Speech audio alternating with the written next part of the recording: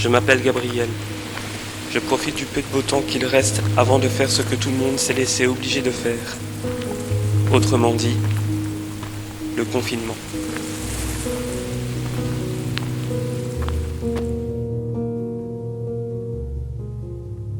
L'emploi que j'avais est devenu de l'histoire ancienne. Le seul cadeau de consolation qu'il me restait, ma télévision. Et la Belgique vient donc de réagir face à la progression inquiétante des cas de coronavirus dans la province d'Anvers. Une technologie se développe en Suède. L'implant de puces électroniques sous la peau de la main. L'épidémie de coronavirus, 167 Marocains ont été rapatriés de Chine. 77 d'entre eux dont... Il y a quand même eu 162 morts. C'est malheureusement un bilan auquel on s'attendait. Tout à fait, on s'attend à voir. Il joue un rôle de signal il y a une maladie contagieuse qui circule. Dans les espaces publics clos, en extérieur et bientôt en entreprise. Comme beaucoup qui aiment écouter la télévision, j'en ai fini par oublier mes principes de vie et laisser la peur guider mes choix. Pourquoi la vie est aussi difficile? Malgré les informations, je m'efforce de ne pas m'empêcher de vivre. Ils disent ou ils ont dit que... N'y a-t-il pas des informations ou des éléments d'information qui sont utilisés pour faire la promotion de ce qui enferme le monde dans des cases? Ce Belge est connu dans les milieux complotistes. C'est en quelque sorte la revanche du petit. Il m'arrive d'écouter des lanceurs d'alerte qui s'efforcent de prouver les mensonges des médias officiels. De nombreux cas comme lui sont traités de conspirationnistes. Je me suis toujours dit que chacun à sa manière essaye de trouver la meilleure des vérités. Pourtant, les informations ne sont que des informations. Et il peut y contenir du vrai et du faux, même si c'est officiel. Donc salut à tous. Du coup, je vais en profiter pour vous dire quelques petits trucs qui m'ont paru intéressants à vous transmettre, même si vous êtes peut-être, pour la plupart d'entre vous, déjà au courant. Non, un petit peu de... Voilà. Donc, alors d'abord, un rapport Mediapart, très intéressant, un rapport officiel, c'est dans Mediapart, qui dénonce le coronavirus comme une fausse alerte mondiale. Alors, évidemment, il y a des gens du Brésil qui vous disent « Mais nous, on a quand même 63 000 morts au Brésil !» Vous avez 63 000 morts, de morts naturelles, de morts de grippe, de morts de toutes les maladies qui existent, et ce pourquoi ils auraient dû mourir normalement, en temps normal, et on les a mis sur le compte du Covid. S'il y en a quelques-uns qui sont effectivement morts du coronavirus, qui n'est peut-être, on ne sait pas si c'est un virus, pas un virus. Une chose est certaine, c'est que c'est un truc trafiqué, fabriqué par les humains en laboratoire. Ça, c'est une certitude. Le reste, on ne sait pas ce que c'est.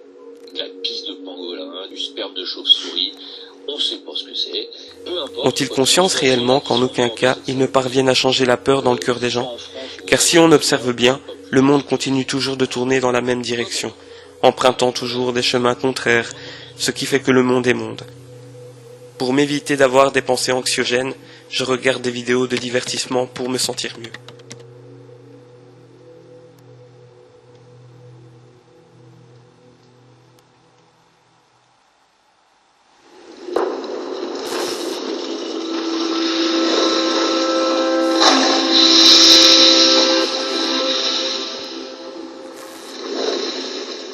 Quand ce n'est pas le cas, je regarde des photographies de ma chérie qui me manque beaucoup. Je me demande en ce moment si tout va bien et si elle va beaucoup mieux.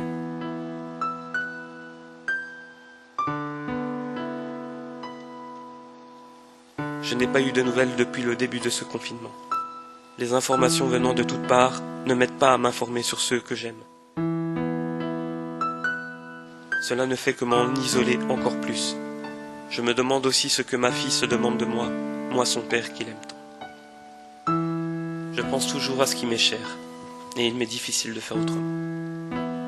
Est-ce que lire cela peut m'apporter certaines solutions pour m'aider à m'apaiser? Je n'en sais rien. Car comme le temps qui passe sans s'arrêter, la vie continue de tourner.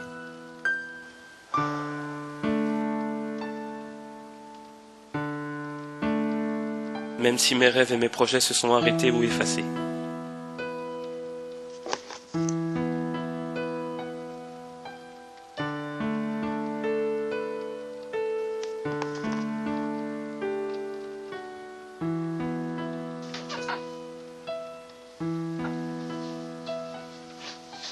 Je Je sais que tout le monde ne pense pas pareil que moi, mais j'ai toujours la sensation de n'être qu'un vêtement pris et remis, pris et remis.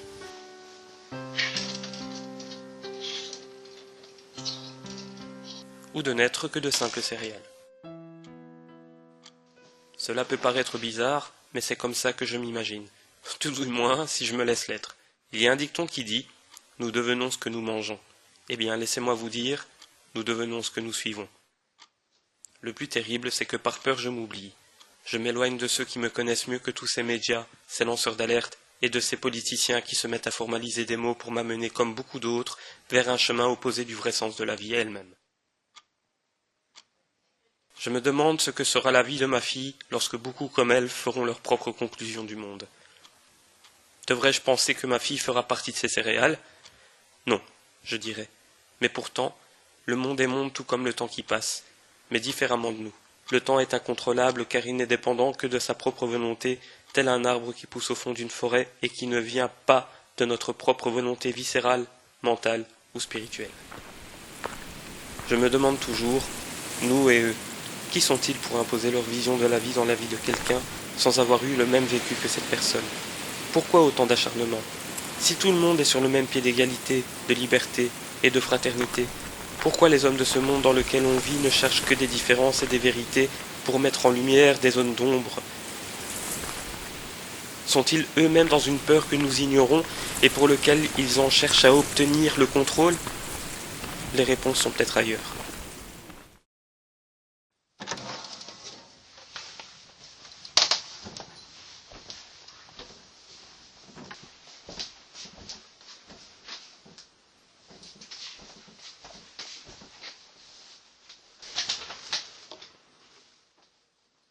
Je m'étais dit que de lire la Bible finirait peut-être par m'amener des réponses, mais surtout pour y retrouver sereinement de l'apaisement en ayant espoir que tout ce cauchemar se finirait un jour.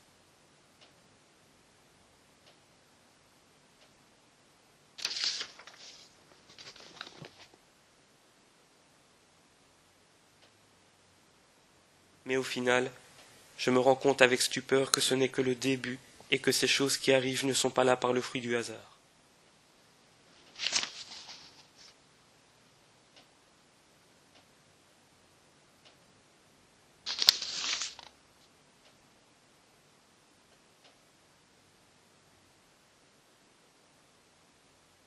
Dois-je en déduire que c'est du conspirationnisme aussi?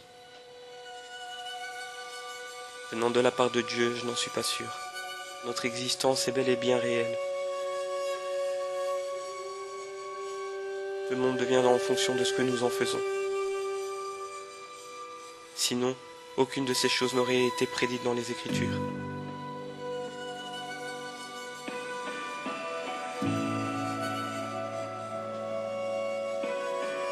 L'histoire serait différente du monde que nous connaissons.